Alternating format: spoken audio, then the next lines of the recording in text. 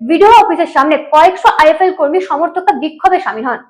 ISR তালিকায় থাকা 60 লক্ষ নাগরিকের মূল তালিকায় অন্তর্ভুক্ত না করলে ভোট হতে দেওয়া হবে না।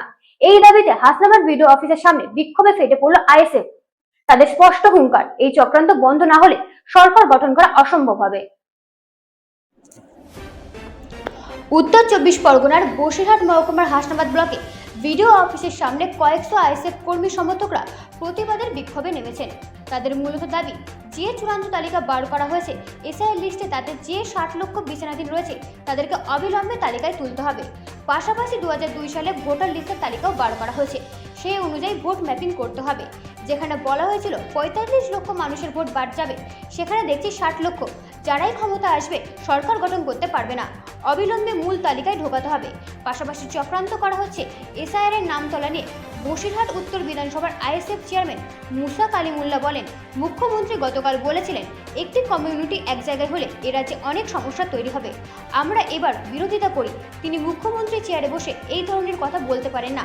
2026 বিধানসভা নির্বাচনে ওই চেয়ারে বসার কোনো অধিকার নেই, মানুষ জবাব দেবে। Video report, রাতদিন news network.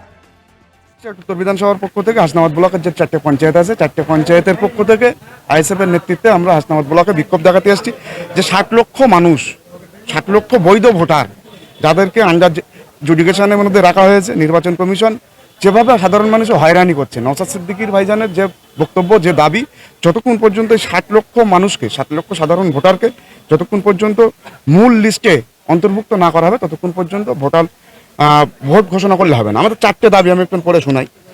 2002 সালের তালিকায় যাদের ম্যাপিং হয়ে গিয়েছে তাদের বৈধ ভোটার ঘোষণা করতে হবে, তাদের বিচারাধীন রাখা চলবে না। যারা 2002 সালে ভোট দিয়েছে, তারপরে রাজ্য সরকার গঠন হয়েছে সেই ভোটারদের দ্বারা, কেন্দ্র সরকার গঠন হয়েছে সেই ভোটারদের দ্বারা, তাদেরকে এখন বিচারাধীন ভোটার রাখবে কেন? এবং দ্বিতীয় নম্বর, যারা বিবেচনাধীন তাদের কারণসহ নামের তালিকা প্রকাশ করতে হবে।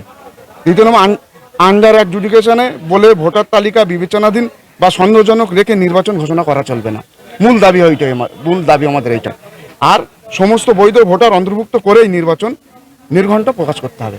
এই দাবি নিয়ে আজকে আমরা বসিরহাট 2 নম্বর ব্লকে আমরা ডেপুটেশন দিয়েছিলাম। আজকে হাসনাবাদ ব্লকেও ডেপুটেশন দিতে আসছি। আন্দোলন মানে আমরা হয়তো এরকম পজিশন হতে পারে পুরো পশ্চিমবাংলাব্যাপী ভোট বাতিল ঘোষণা করব, আমরা ভোটে অংশগ্রহণ করবো না। সবচেয়ে বড় বিষয় হলো, দেখুন, নওশাদ ভাইয়ের বক্তব্য হলো আমরা ক্ষমতা দখলের জন্য লড়াই করতে আসিনি, আমরা সাধারণ মানুষের জন্য লড়াই করতে আসছি। 60 লক্ষ ভোটারটা কিন্তু পশ্চিমবাংলায় কম সংখ্যা ভোটার না। এই 60 লক্ষ ভোটারে কিন্তু রাজ্য সরকার গঠন হয়েছে। আমরা দেখেছি 2021 সালে বিজেপি সরকার এবং তৃণমূল সরকারের মধ্যে প্রায় 45 লক্ষ ভোটের একটা ডিফারেন্স ছিল। সেখানে যদি 60 লক্ষ ভোট যদি পশ্চিমবাংলা থেকে বাদ যায়, তাহলে একটা সরকার পুরো গঠন হবে। সুতরাং এইভাবে অবৈধভাবে সরকার গঠন হবে, সেটা আমরা চাইবো না। আমরা সাধারণ মানুষের জন্য ভোটে লড়তে আসছি, আমরা সাধারণ মানুষের জন্য লড়াই করবো। আগামী দিনে আন্দোলন, যদি নির্বাচন ঘোষণা করা হয়, আগামী দিনে আন্দোলন, বৃহত্তর আন্দোলনে আমরা পৌঁছাবো। ও সব নাটক, মুখ্যমন্ত্রী মমতা বন্দ্যোপাধ্যায় নাটক ছাড়া কিচ্ছু না। আমরা তামিলনাড়ু, কেরলে আমরা দেখেছি, ওখানকার বিধানসভায় সংখ্যাগরিষ্ঠতা থাকার পরে ওরা বিধানসভা থেকে সাময়িক হোক তারা কিন্তু এসআইআর বাতিল করেছে। কিন্তু মুখ্যমন্ত্রী আমাদের মমতা বন্দ্যোপাধ্যায় বিধানসভায় সংখ্যাগরিষ্ঠ থাকার পরেও প্রথম বললো যে আমার লাশের ওপর দিয়ে এসআইআর করতে হবে, তারপরে নিজেই 90,000 কর্মী দিয়ে এসআইআরটা করে নিল। মানে আর একটা জিনিস, সব থেকে দুঃখের বিষয় হলো, মাননীয় মুখ্যমন্ত্রী কালকে ধর্ণা মঞ্চ থেকে একটা ভাষা তিনি বললেন যে আমরা যদি ক্ষমতায় না থাকতাম 2 মিনিটের মধ্যে একটা সম্প্রদায়কে ইন্ডিকেট করে বলেছেন তাদেরকে 12টা বাজিয়ে দিত। মমতা বন্দ্যোপাধ্যায় একটা প্রশাসনিক চেয়ারে বসে একজন মুখ্যমন্ত্রী হয়ে কিভাবে একটা সম্প্রদায়কে ভয় দেখায় এবং আর একটা সম্প্রদায়কে কিভাবে সন্ত্রাস বানায়। আপনি যে সম্প্রদায়কে ভয় দেখিয়েছেন তাদের ভয় দেখিয়ে আপনি ভোট নিচ্ছেন, আর যারা 12টা বাজাবে বলছেন তাদেরকে কিন্তু আপনি সন্ত্রাস বানাচ্ছেন। একজন মুখ্যমন্ত্রী চেয়ারে বসে একটা সম্প্রদায়, একটা ধর্মকে ইন্ডিকেট করে সন্ত্রাস বানানো এবং একটা ধর্মকে ইন্ডিকেট করে তাদের ভয় দেখিয়ে ক্ষমতায় আসা, এটা লজ্জানীয়।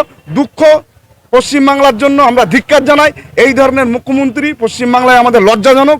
পশ্চিমবাংলায় 26-এ ইলেকশনে যে নির্বাচন আসছে, কোনো মতেই এই মুখ্যমন্ত্রী পুনরায় আবার সেই গদিতে বসুক, তার অধিকার পশ্চিমবাংলায় তেনার নেই।